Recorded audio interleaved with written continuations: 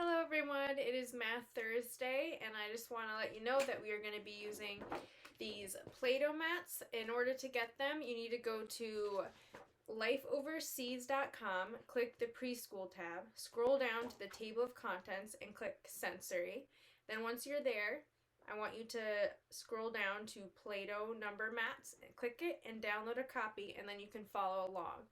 So you have to go to, again, lifeoverseas.com and find the Play-Doh number mats.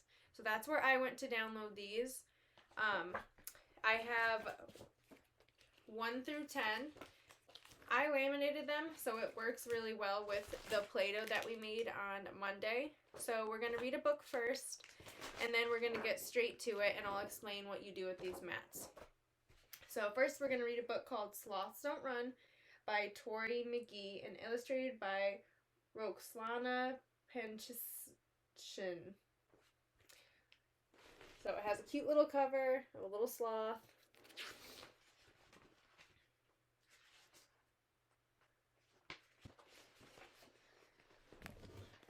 Somewhere in the rainforest, high up in a tree, there lives a pleasant sloth named Hank and a clever moth named Dee. They live their lives quite leisurely, sleeping lots and moving slow. They climb down from their tall tree home once every week or so.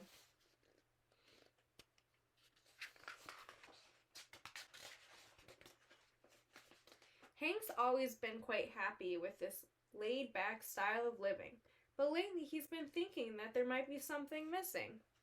While moving slow and sleeping is how most sloths spend their days. Recently, Hank asked himself, could I maybe change my ways? You see, Hank knows that sloths aren't the most athletic creatures. He wonders, though, could I go fast with training and some sneakers?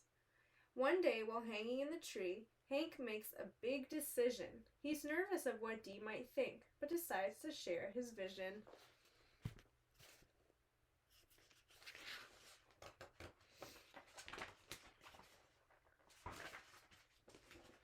All day I watch the jaguars as they run from place to place. This year, I'd like to join them for the Great Rainforest Race. Dee isn't sure of Hank's grand plan. She says it's a no-go. Hank, it's not a good idea. Sloths don't run. Didn't you know?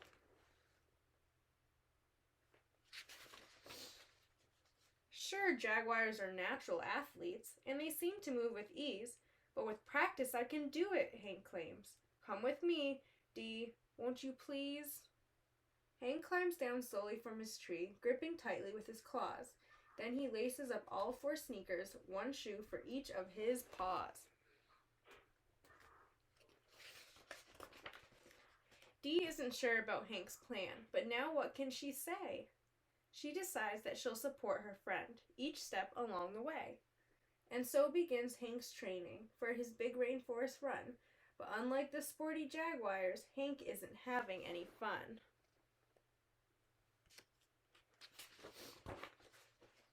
This running stuff is such hard work. I'm tired, Hank says to Dee.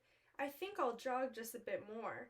Then we'll head back to the tree. Each day, Hank and Dee came down for practice for the race. Eventually, Hank finds the joy along with his happy race.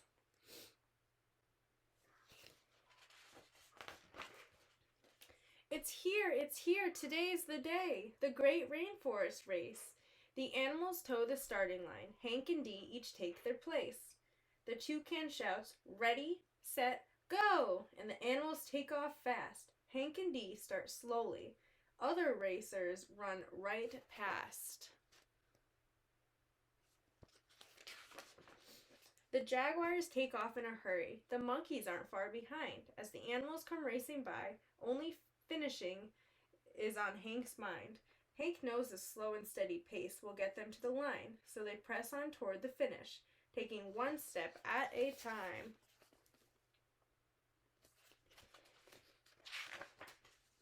Midway, they fall into last place. They're on the course alone, but that doesn't matter much to them. They are in a race of their own. They inch their way toward the finish, slow and steady as they've been, and in the end, they are greeted with their very own kind of win. You see, they didn't finish first. In fact, they took last place, but they learned an important lesson, more important than any race. Hank learned a lesson in courage, that it comes straight from the heart. And Dee learned that sometimes winning is having the courage to start.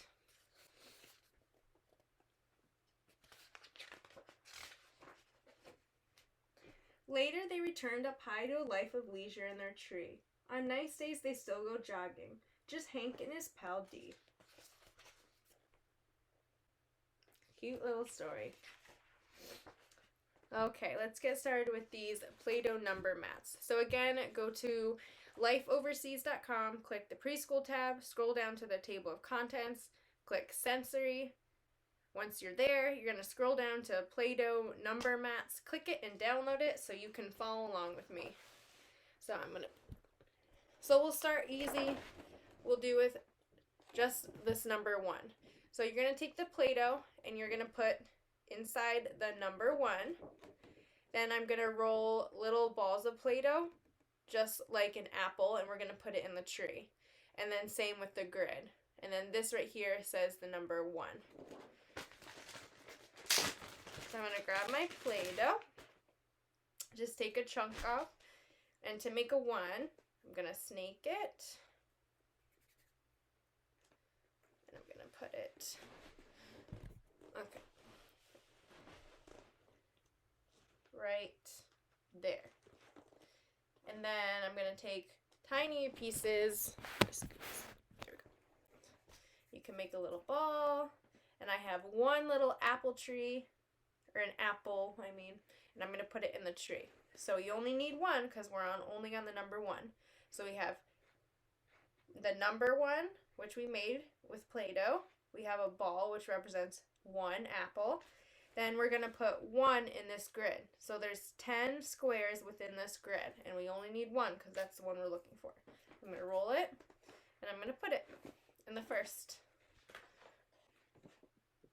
So 1 apple, 1 in the grid, and the number 1 in the word 1.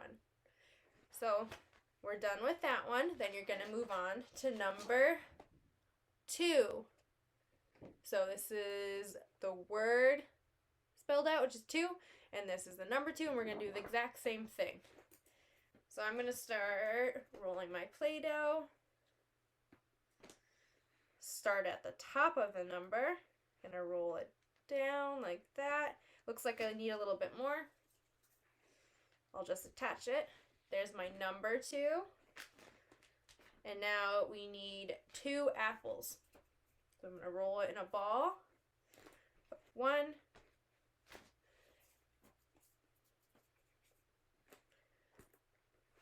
2.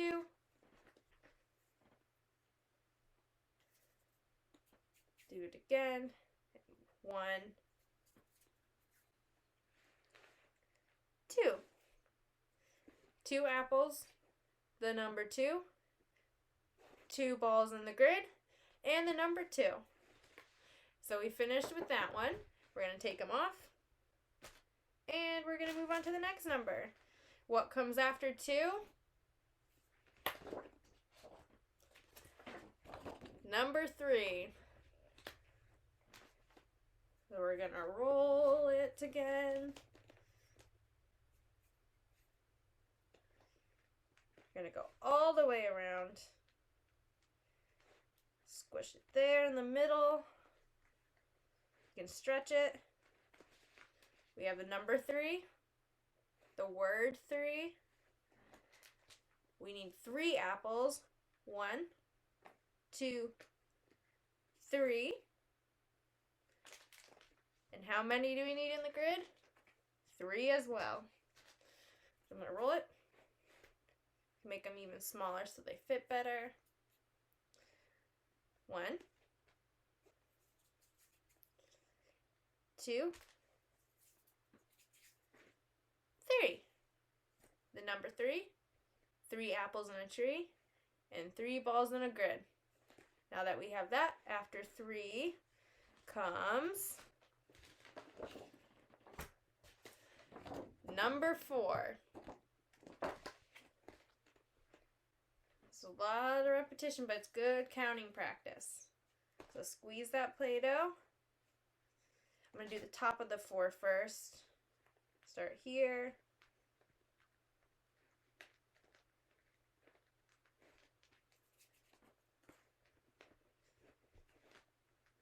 Doesn't have to look perfect. Mine sure doesn't. There's number 4. We need 4 apples in the tree. 1 apple, 2 apple, 3 apple, 4.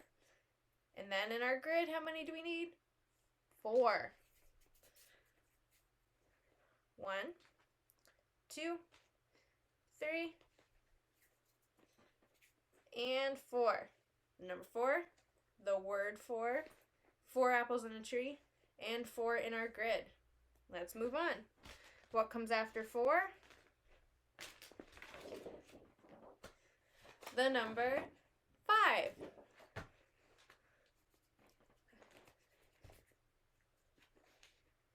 Let's keep rolling, starting at the top. Gonna make our way. Gonna stretch it. If you need more, just grab some. There we go. Got the number 5. We need 5 apples in a tree.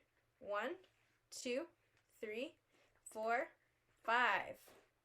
5 apples in a tree. Now we need 5 in the grid. 1, 2, 3, 4, 5. Number 5. Word 5. 5 apples in a tree. And 5 balls in the grid. Alright, after number 5 comes number 6. Put that down, and again, you're going to bring the dough all the way around.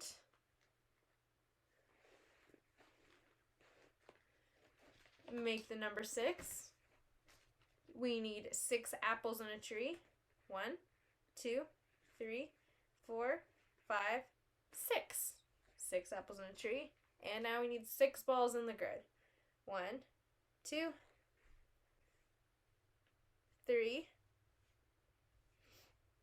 4, 5, and 6. Number 6. Word 6. 6 apples in a tree and 6 in the grid. Always count your math after you're done. So let's make sure we have 6 in the tree. 1, 2, 3, 4, 5, 6. We're good. 1, 2, 3, 4, 5, 6. We are good to move on. Move them off to the side. After number 6 comes number 7. Put number 7 down. Grab the Play-Doh. There we go. Number 7. Now we need 7 apples in a tree. 1, 2, 3, 4, 5, 6, and 7. I'm just going to make sure I have 7. I'm going to count them again. 1, 2, 3, 4, 5, 6, 7. Perfect. Now we need 7 in the grid. 1, whoop, fell off. 2, 3, 4, 5, 6, and 7. 1, 2, 3, 4, 5, 6, 7. The number 7. 7 apples in a tree. And the word 7. We're good to move on to the next one. And it gets easier because you already have made a bunch of balls that you can put off to the side. So after number 7 comes the number 8. We're going to start making a loop. And this is also fun. Again, working those strengthening those fine motor muscles. I love Play-Doh. There we go, number 8. 8 apples in a tree. 1, 2, 3, 4, 5, 6, 7, 8. I'm going to count again to make sure. 1, 2, 3, 4, 5, 6, 7, 8. Perfect. Let's see what do 8 in the grid. 1, 2, 3, 4, 5, 6, 7, 8. Perfect. Our number 8 mat is complete. Let's move on. We have 2 more to go. After 8 comes the number 9. Put number 9 down.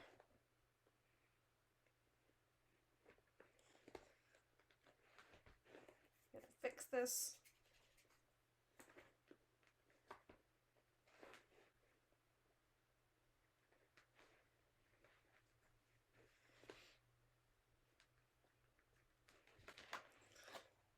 There's my number 9. Now we need 9 apples in the tree. 1, 2, 3, 4, 5, 6, 7, 8, and 9. This tree is getting very full now. We have 9 apples in a tree. Let's do 9 in the grid. 1, 2, 3, 4, 5, 6, 7, 8, and 9. The number 9, the word 9, 9 apples in a tree, 9 in the grid. Again, count them if you need to make sure your math is correct. 1, 2, 3, 4, 5, 6, 7, 8, 9. We are good. Let's move on to our last number mat. We are only going up to the number 10. So number 10 comes after the number 9. And it's our first double-digit number. So put number 10 down. Start with the number 1, which we already did.